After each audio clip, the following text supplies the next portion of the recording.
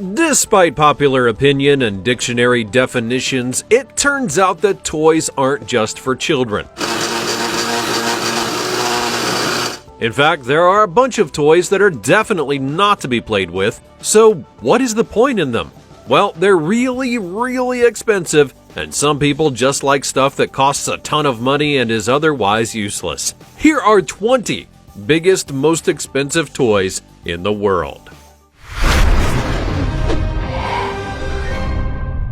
Number 20. Astolat Dollhouse Castle.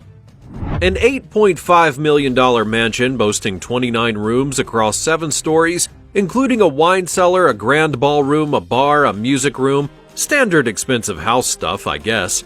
But hang on a moment, even if you can afford to buy it, you won't be able to live in it.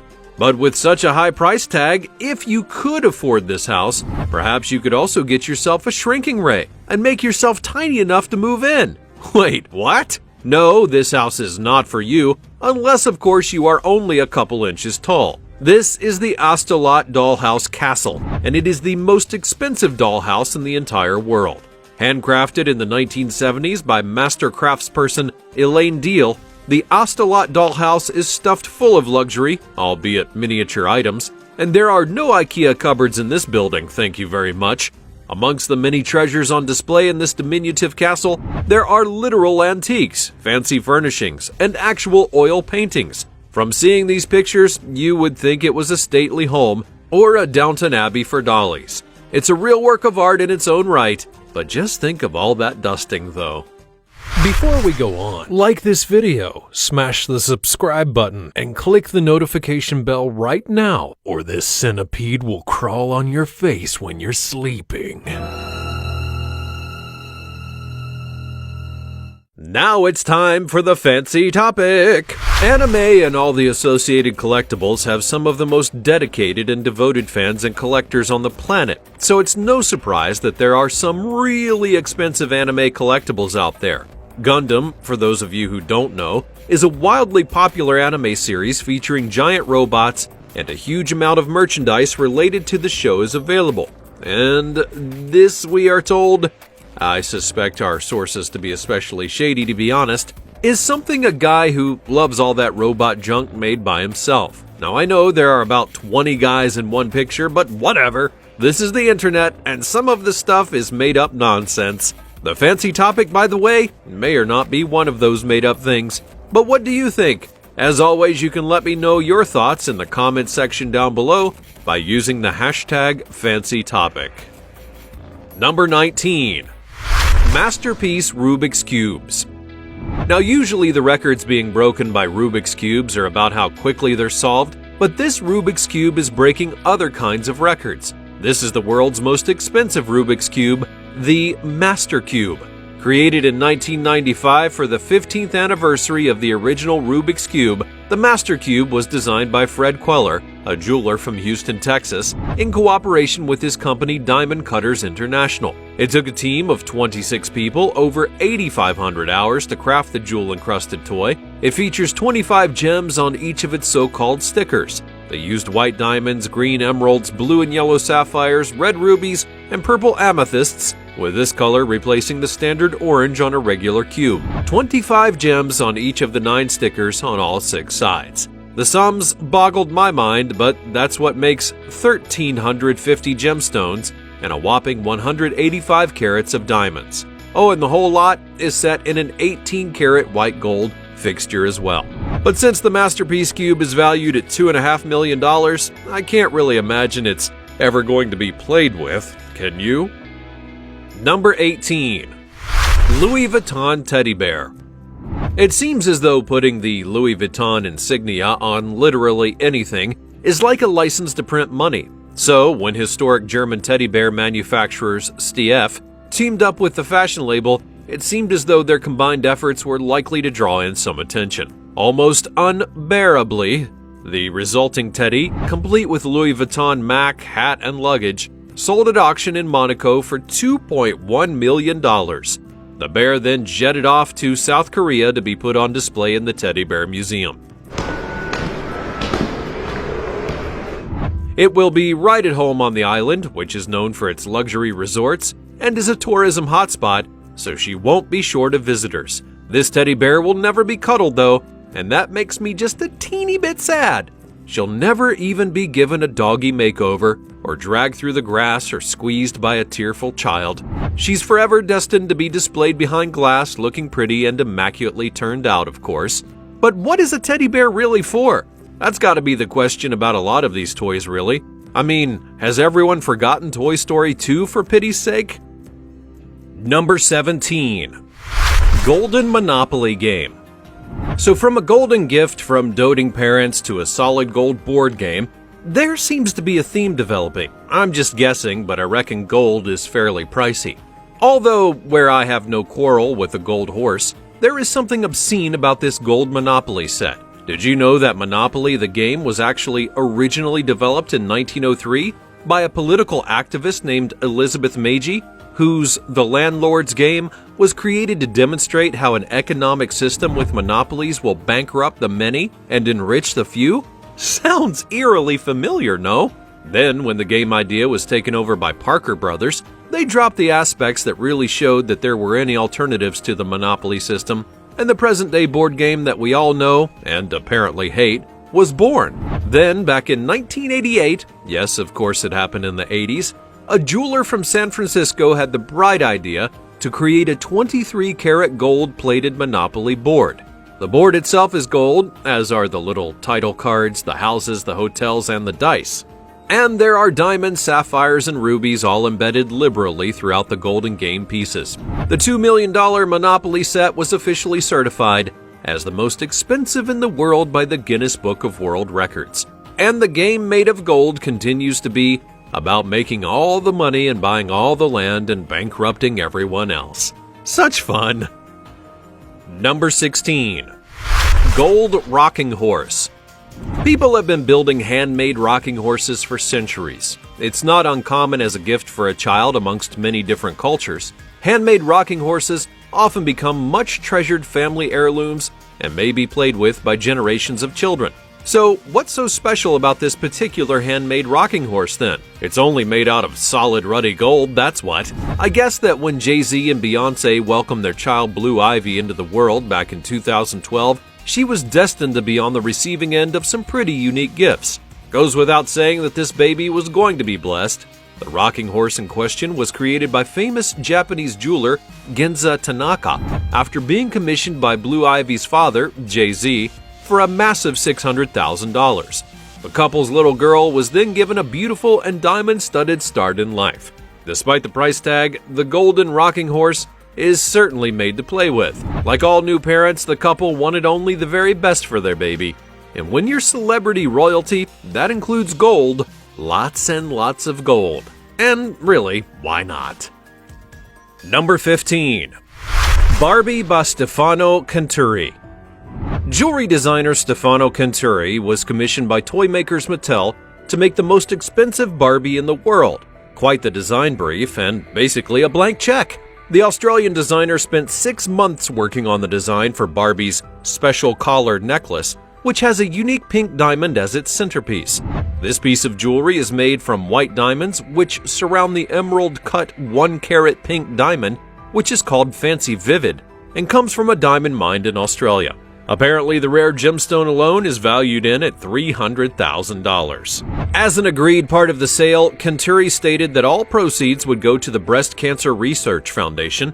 Whoever had the winning bid on the doll would receive a piece of jewelry specially designed by Canturi so that a human could also wear the diamond. That's if Barbie would let them share it, of course. You know what she can be like, such a diva. Although, when Barbie sold at auction, she achieved a disappointing $250,000, less than the original estimate. But still, hopefully the sale made a good donation to a worthy cause, and Barbie got to strut her stuff as well.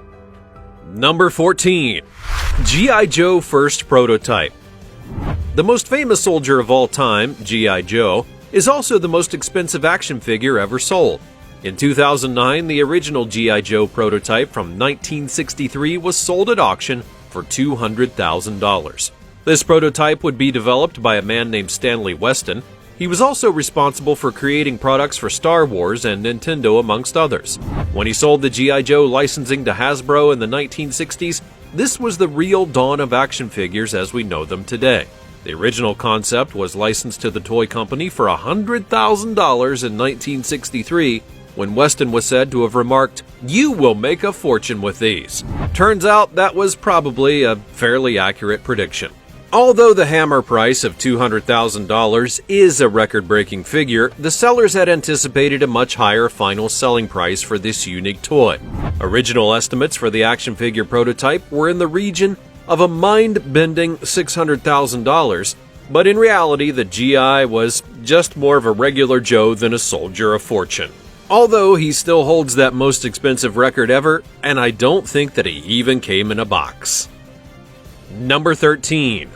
Pikachu Illustrator Card. Back in 2019, a super rare Pokemon card went under the hammer at auction in New York City. That's right, just one card, one single card, and it sold for a staggeringly ridiculous $195,000. This is the Pikachu Illustrator Trading Card. It was one of only 39 copies ever produced of this collector's promo card. They were originally made as a prize for a drawing competition in Japan, and actually, there are only known to be about 10 in general circulation. This is graded PSA Mint 9, meaning Professional Sports Authenticator, Standard of Superb Condition, whatever that might mean.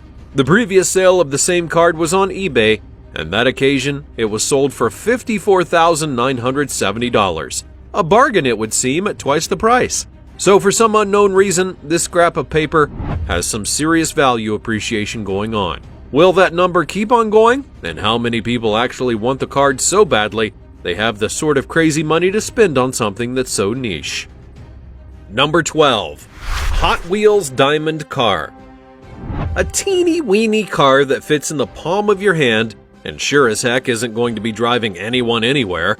How much would something like that cost? A couple of dollars maybe? They do have huge bins of these things in Walmart, right? Well, this particular Hot Wheels car costs $140,000. Yes, it's absolutely obscene. The miniature toy vehicle is cast in 18-karat white gold and then encrusted with no less than 2,700 diamonds, a total of 23 carats.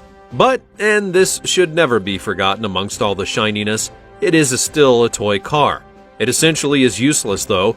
No one's going to be allowed to play with something that costs this much money, so it begs the question, what the actual heck is the thing even for? And why do we have to look at it? Stop wasting my valuable sight and time on this earth with your stupid diamond toy nonsense, please. Let's move on swiftly, shall we? Number 11. Porsche 917 Le Mans Raceway. One of the most luxurious of toys, this raceway is a recreation in miniature of the famous race circuit at Le Mans.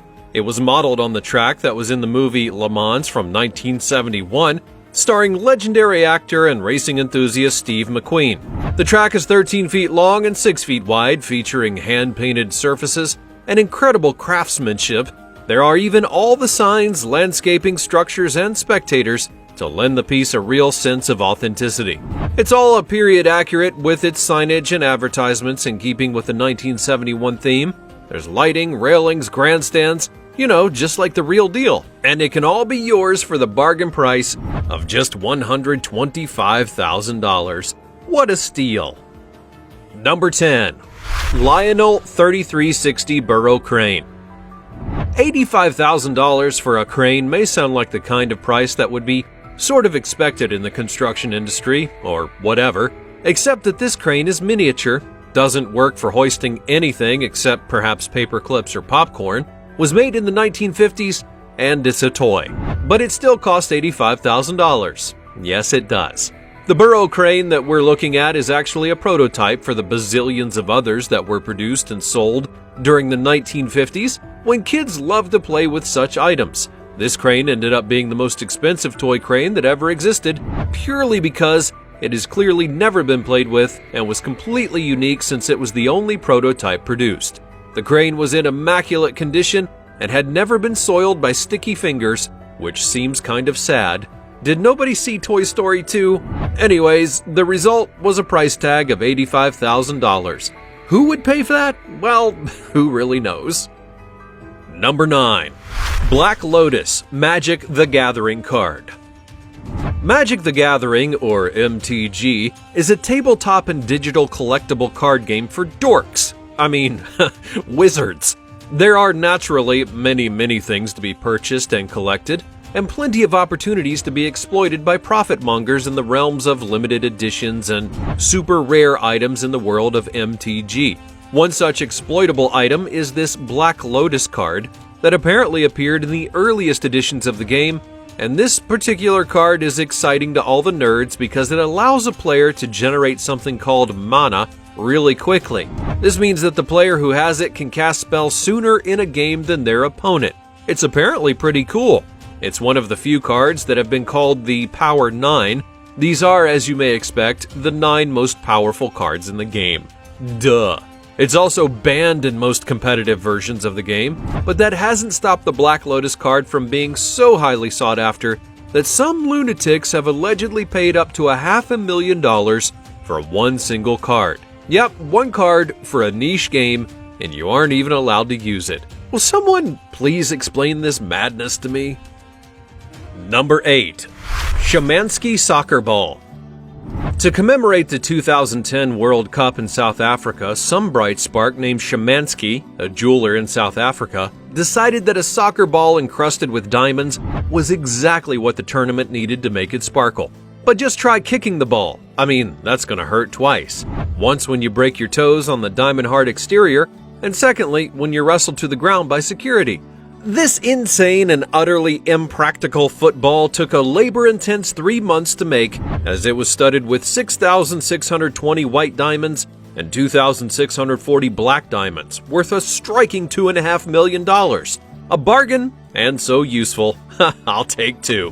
Hoping to catch the eye of some of the world's wealthiest people, the jeweler also produced replicas of the diamond ball made with less pricey crystals. These were auctioned off to raise money for South African charities. So, if you were dazzled by the shiny disco ball, you could indeed take one home as a souvenir. I still wouldn't kick the replica, though. Ouch! Number 7. Nintendo Stadium Events Cartridge. How exactly can a weird game from a long ago defunct console be worth, well, anything at all? It seems kinda crazy, especially when these gaming consoles usually become obsolete within a matter of years, and then newer and much fancier machines take their place. But here we are, and in the world of collectibles, all logic and common sense has also become completely obsolete. Stadium Events was a game cartridge that was produced by Nintendo in 1987 for the Nintendo Entertainment System. This game was only produced in a very small number, and so, in the years of collecting that have happened ever since, it has become more and more rare, and therefore more and more valuable. A woman in North Carolina spotted a copy of this game in its box at a Goodwill for $8, and she purchased the cartridge, realizing that the thing was worth thousands. The money that she made from it meant that she could put a down payment on a house, with a new couch and a pool table. Some copies of the game have sold for $23,000, but there are whispers amongst collectors that they may eventually become so rare, and the final piece in the collections of purists, that they could pay multiple hundreds of thousands for them. Can we all just pause for a moment and consider how very silly that actually sounds? Number 6. Babe Ruth Figure.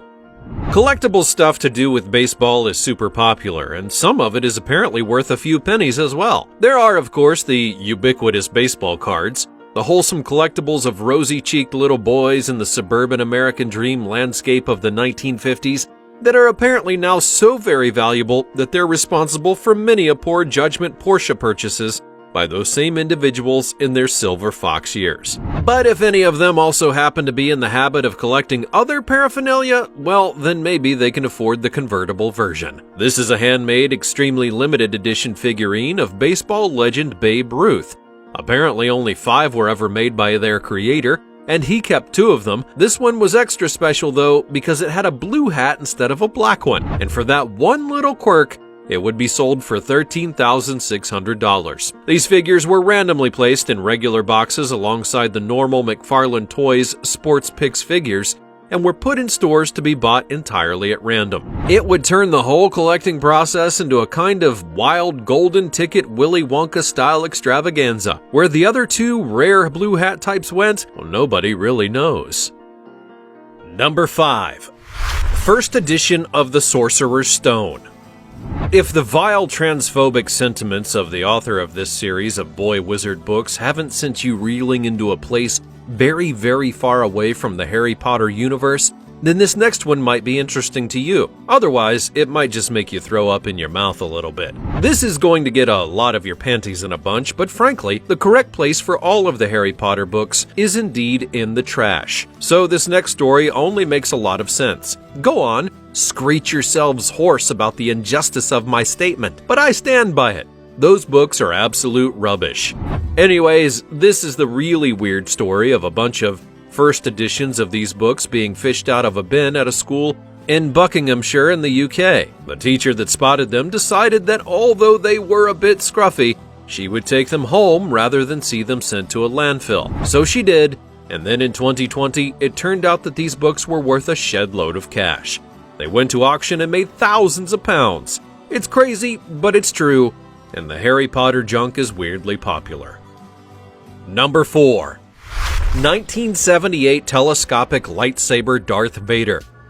If you're a mega nerd and into all things Star Wars, and there is a lot of this stuff to be into, then this is probably the thing you dream of finding in your attic. This is the 1978 Darth Vader action figure that was produced by the toy company Kenner. It is not any old action figure though. This one is apparently so super rare because it has a double telescoping lightsaber. And who doesn't want one of those? According to collectors, there were very few of these that were ever made. Only a handful ever made for sale to the general public, and probably on the account of all the choking hazards that a teeny-weeny little lightsaber may suggest. But don't sue me, I'm not a safety expert. Collectors even refer to this toy as the Holy Grail of Star Wars merch. Apparently, there are a lot of regular Darth Vaders with lightsabers, but almost none of them have double telescoping features. I know, it's just a thrill a minute. So if you do happen to find one of these treasures stuffed into a box in the basement and in mint condition in its original packaging, what kind of kid ever really keeps stuff like that though? Then it may be worth something like $6,000. I know, you thought it was going to be like $1 million, but no, this isn't going to see your kids through college or even buy you your own private island. It'll probably just cover a couple of car payments, to be honest. I mean, this economy and all. Number 3. American Girl Molly Doll. If you are extremely rich, then you may be just about able to afford a regular American Girl doll. These things are like $179 on a normal day. So a collectible is coming in at significantly more than that. The idea that they claim behind these American Girl dolls is to teach history, a very American-centric version, to young children through the medium of creepy girl dolls and outfits from various times in history. These dolls come with a name, a backstory, a lot of moralizing for a massive price tag, and thus it makes them an elitist purchase, and definitely not fulfilling some vague notion of inclusivity that is suggested by a diverse range of different kinds of dolls that they produce. It's a shame that the diversity they claim to support doesn't even include socioeconomic diversity, but then again, that wouldn't be truly American now, would it? The Molly doll is a creepy-ass doll named Molly McIntyre.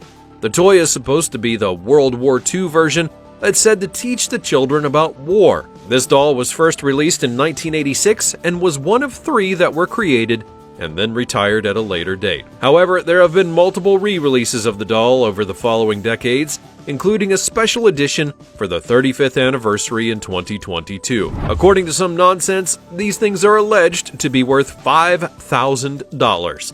I mean, just imagine this thing staring at you in the dark. It's terrifying. Number 2. Ride on plush giraffe. Just the thing that every child needs. An 8-foot-tall toy giraffe. This is the sort of gift that makes most parents' hearts sink when an overenthusiastic, fun uncle rocks up to their studio apartment and gives their toddler, "Great, now where the heck are you going to keep that thing? It's bigger than all the people that live there already." But apparently these things are weirdly popular, even though they are hundreds of dollars. 7 in some instances. as much as $1,500. So what do you get for all of that? It's just a toy stuffed giraffe. It's built from 42 separate pieces, and the toy company that produces it claims that it's a ride-on toy, although to be honest, this thing isn't going anywhere.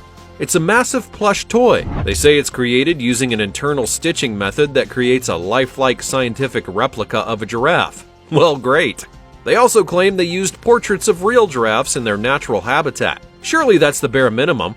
As well as all of that excitement, they claim that the parts were hand-cut and hand-trimmed to make them extra realistic, and can you even believe it? They use hand painting and airbrushing by trained artists. Yes, this is everything that a toddler demands from a toy. Those little guys can be tyrannical when it comes to the quality of the artistry in their giant, terrifyingly enormous pretend animals. Number 1.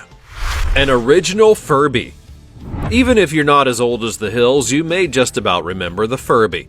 These slightly obnoxious electronic robotic toys were first released by the American company Tiger Electronics in 1998, and they too were considered the so-called must-have toy of the holiday season that year. In fact, there were often times and places that they sold out and could not be obtained for love nor money.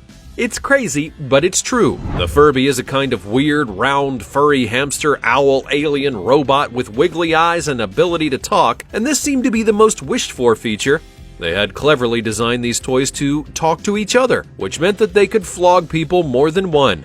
It's sneaky. But when they were first purchased, the toys began speaking only Furbish. This is a language that is spoken by the Furbies, and they had been programmed to begin speaking English words and phrases gradually, as if they were learning English, or indeed any one of the other 24 languages that they were sold in. Over the course of 1998, they sold 1.8 million units. This only continued to increase over the next couple of years, and by the time they hit the 3-year mark, 40 million had been sold since their launch. They then had a relaunch in 2005 with upgrades, and were sold until 2007, and then in 2012 were relaunched again for the holiday season, where this time they had an all-important mobile app. Literally nothing in recent times can be sold without an accompanying screen-based activity. Otherwise, how the heck would anyone know what to do with it? Original Furbies can go for about $900. That's all from the weird and slightly obscene world of incredibly expensive toys. Let me know your thoughts in the comments down below. Check out the other cool things on the screen, and I will see you next time.